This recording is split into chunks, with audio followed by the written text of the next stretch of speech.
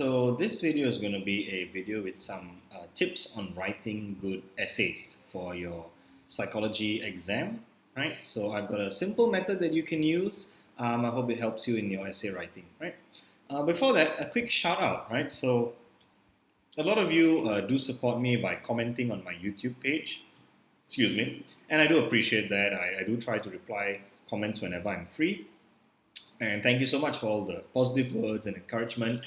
But I've become so used to the YouTube comments, so that's my primary method of interacting with many of you guys who are my viewers. But there was one person, one guy, he contacted me on my Instagram, and he wasn't sure whether it was me, and he asked like, hey, is this you? And it's Henry from Ibiza. And he asked me to do a little shout out for him. So I'm like, okay. I've been so busy that I haven't been able to upload any new videos. And Henry came to me and he was like, hey man, bro, I really like the videos, bro, and they're helping me a lot, bro, and I need to study, bro, and my exams are coming, bro, and a lot of bros thrown in. And he was like, he really wanted some help with some new videos and stuff like that. So I was like, okay, he really pushed me to encourage me in a good way to release some new videos. So here, this is for you, Henry. I hope you enjoy it, and I hope the rest of you benefit from it as well, right? So say thank you to Henry, right? Thank you, Henry. All right, so moving on. Okay, so the PEEL formula, right? The PL formula. So this is what it is, right? When you start writing your essays, right? The first part of your essay should have a point, right? When you're writing, so let's say one paragraph, you should start with a point, right? And then you should try and give some examples or evidence to back up that point, right? That you just made. Then you can add on an explanation or perhaps an elaboration on the previous point.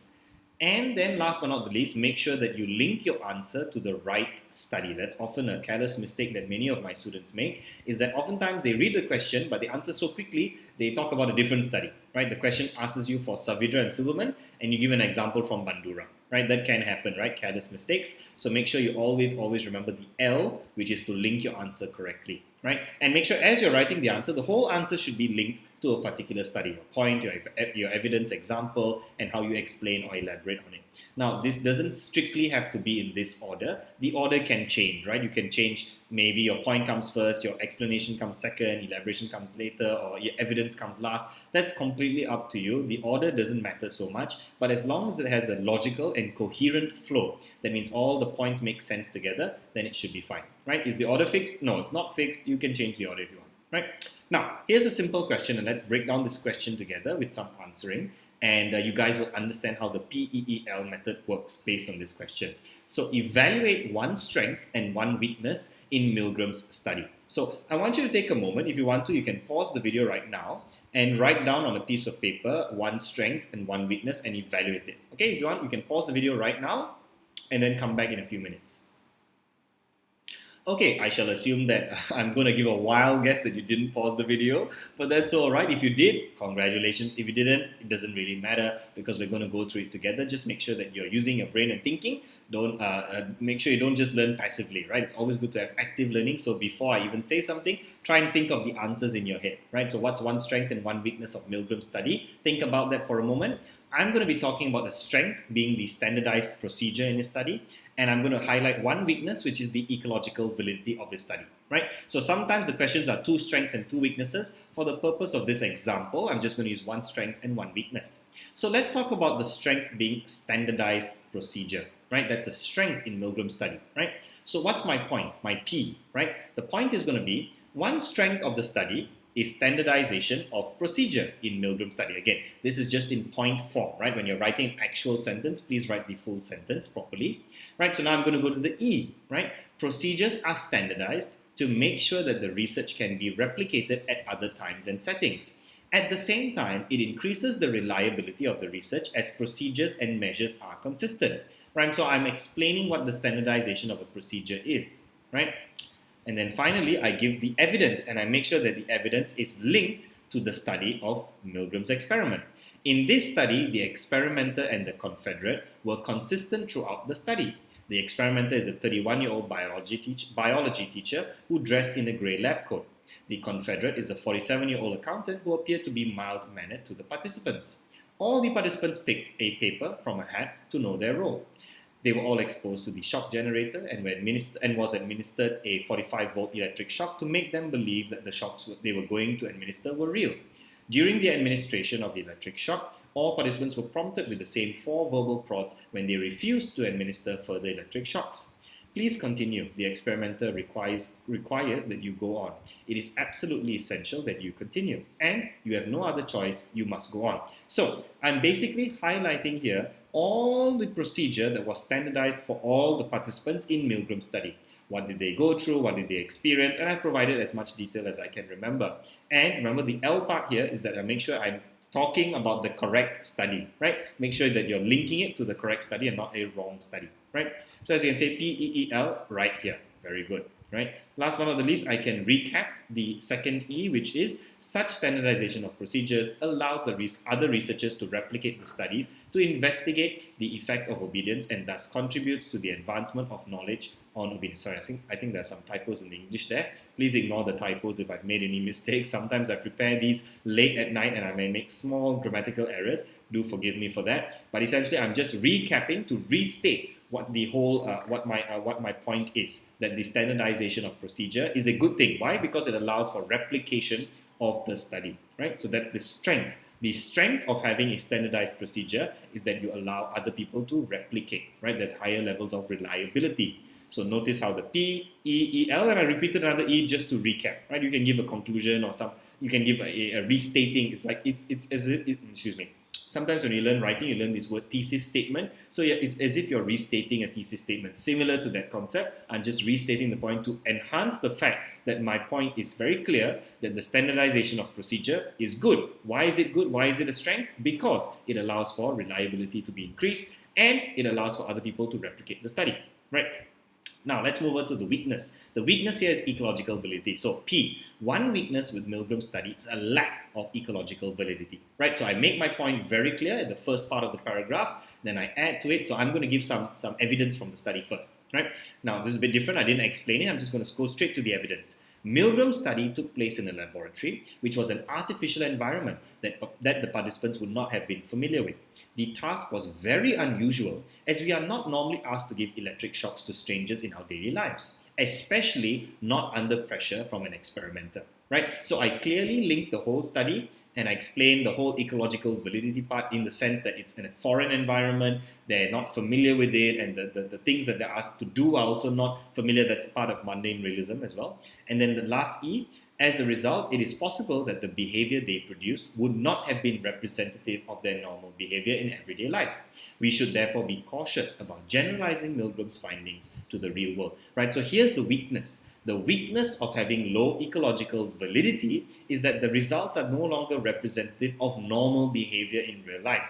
Thus, the results or the findings could be less valid. Right? That's something also that you could say, right? Because it's not in a normal situation, it's in a foreign environment, artificial environment rather, and people are probably not going to react exactly in the same way as they would in real life, right? He's asking them to do something that's very strange, right? And so because of that, it's a weakness, right? The findings and results will probably not be as representative of normal behavior, right?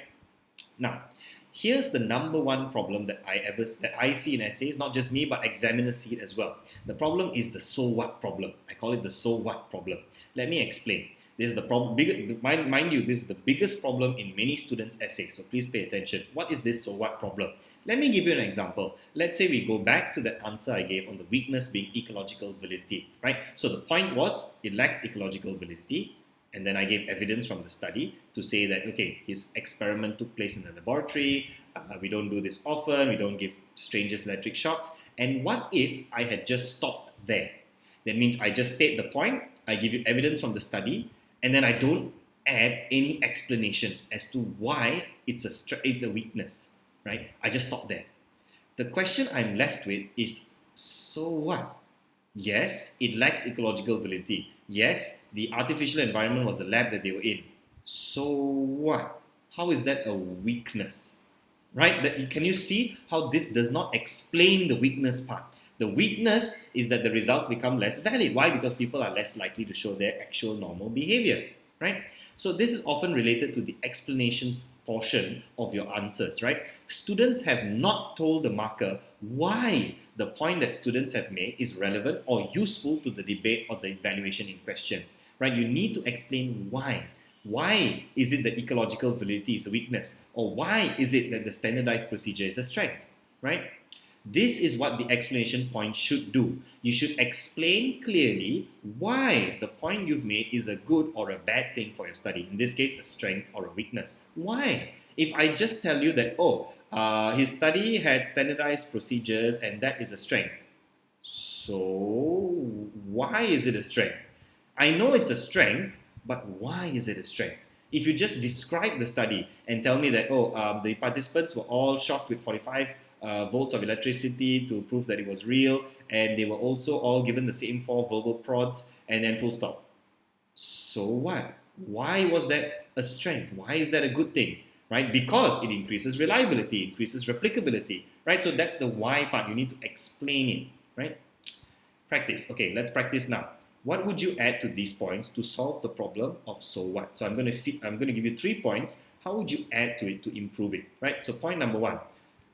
And many students write this, right? What was the weakness of the sample? The sample was small, full stop. So what? So what if the sample is small? That doesn't explain why it's a weakness. How would you add to that? Okay, think for a moment. How would you add to this answer?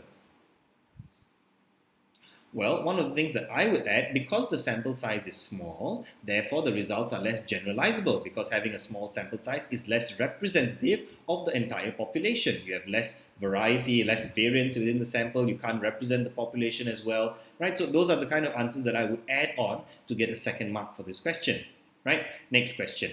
All participants were debriefed, right? So if the question asks you something like, okay, what were the ethical measures taken? All participants were debriefed, full stop. So what? So what if they were debriefed? How does that help? Well, you need to explain why. Why is debriefing a good and important thing to do, especially in terms of ethics? Well, because debriefing is the one thing that ensures that first and foremost, participants are fully informed of the true nature and aim of the study, and they also will usually be given the right to withdraw their results from the study should they wish to. They should also be ensured that, the experimenter should ensure that the condition that they came into the experiment is the same condition that they leave the experiment.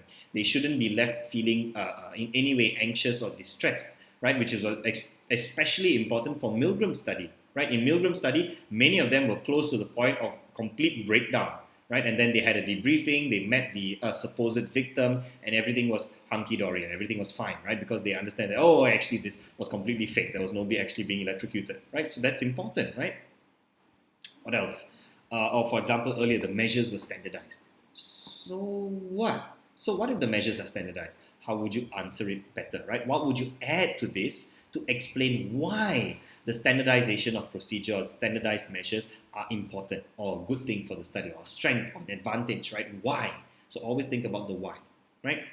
Now, there are several types of questions you may encounter, right? With regards to this.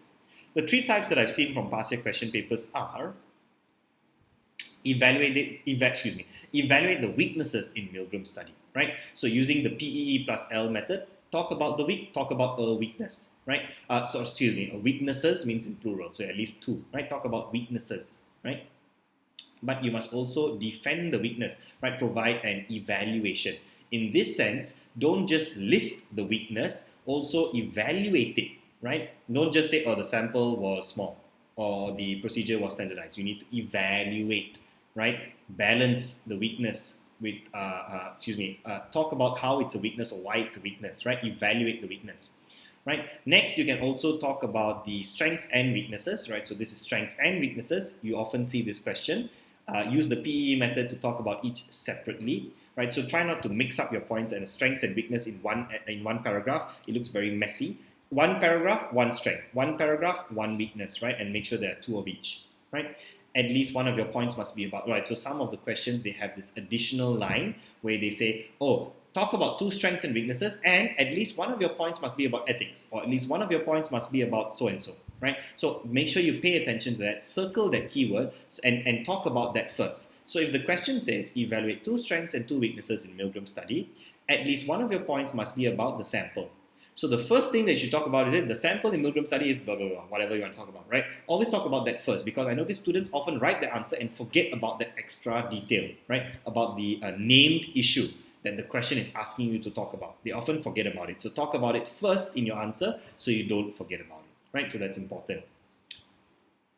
Discuss the strengths and weaknesses of the social approach using Milgram study or / using any of the studies under the social approach, right? So this is another way that I've seen some past year questions ask you. Rather than ask about the study specifically, they ask you from the terms of the approach, right? So you're now evaluating the approach, not the study, right? You're talking about the fact that it's from the social approach, right? Use the study as an example to illustrate your point, right? So that's talking more towards the approach. And in fact, I will have I think I have other videos that are coming up on my channel about approach, right? So stay tuned for that. Or if you subscribe to my premium study notes, you will actually get some notes that I've written down on the approach, right? So that you can talk more about how each approach, what are the assumptions of the approach and stuff like that you can add to your essays, right? But just be careful. In this sense, you're still going to use Milgram study as an example or other studies, but your focus should be on the approach, right? Now, that being said, this is a very rare question. I don't see this question coming up very often. In fact, personally, as a lecturer, I don't really like this question. I prefer just evaluate 2 strengths and 2 weaknesses. I think that's clear, easy to understand. It's a question that students are able to understand and answer. When it comes to evaluating the strengths and weaknesses of the approach, it's a little bit odd, right? But I might discuss it in a future video. But for now, I think focus on the first and the second type of question that we often see, right? Some extra notes, read the question carefully. What is the question really asking for? Right? Make sure you always know what the question is asking for. Circle the keywords in the question so that you don't make a careless mistake. Now, which study is it referring to? Very important. Is it referring to Milgram, Bandura, Pilyavin, Savinan-Silman, Laney? Which study is it referring to specifically? Make sure you always link your answers to that study, right? Plan your essays, right? Take a few short seconds to plan a quick essay. Don't write too short. Make sure you have 1 paragraph, 1 point, 1 paragraph, 1 point, right? Don't mix up everything together because then it becomes messy, it becomes too short, you don't usually elaborate enough when everything is just in 1 paragraph, right? And please, I always encourage my students, please use good handwriting. There's no point having the best answer in the world. If nobody can read it, you won't get marks for it, right? Markers can only give marks for what they can read. If your answers are completely illegible and they can't read it, you won't get any marks. That'll be quite sad. So once again, do subscribe. If you want to pay for my premium study notes, I have prepared some available. Now, this will only be available on a donation basis, where I'm giving out personal notes for cognitive learning and social chapters and more to follow. I'm going to be giving out some notes on assumptions, applications, and psychology being investigated. I'm also going to be giving out all the past year papers and marking schemes from 2008 to 2020. It took me a lot of hours to download each and every one and prepare all these notes personally by myself. So if you don't mind supporting me, I'm going to be opening up for donations, right? So I'm not going to charge a specific amount. Whatever you feel like it's worth, feel free to donate. Just sign up on this link, tinyurl.com/premium notes. Fill up your name, your email, all your details accordingly. Please don't put any spelling mistakes, and you can choose however you wish to pay me, right? And make sure you email me a receipt of your payment towards my email, ross.educates@gmail.com, so that I can send you the link accordingly, right? Once again, thanks for watching my videos. My name is Ross Stevenson, at MagicRoss7 is my Instagram. If you can't afford to pay me anything, don't worry about it. It's perfectly fine. You can always like, comment, and subscribe on my YouTube channel to help grow the channel. Share it with your friends and make sure they also watch and learn, and hopefully pick up some good tips when it comes to AS exams, right? All the best, guys, and I'll see you soon.